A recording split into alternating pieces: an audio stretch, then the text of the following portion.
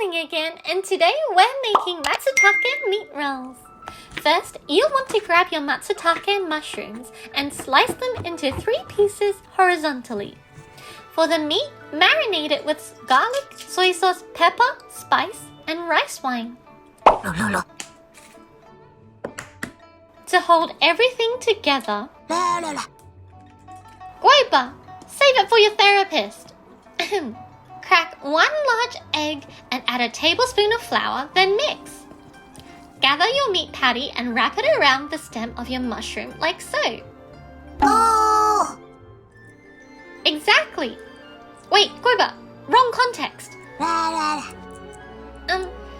You want to make sure that you do that for all your mushrooms before you pop it into the pan to fry. Make sure to keep it on low heat and cover the pan for 3 minutes so that everything is cooked all the way through. Remove the lid and flip your meat rolls onto the other side to cook and cover the pan again for another 3 minutes. Moving on to the sauce, chop your red capsicum into small cubes and dice your fresh ginger.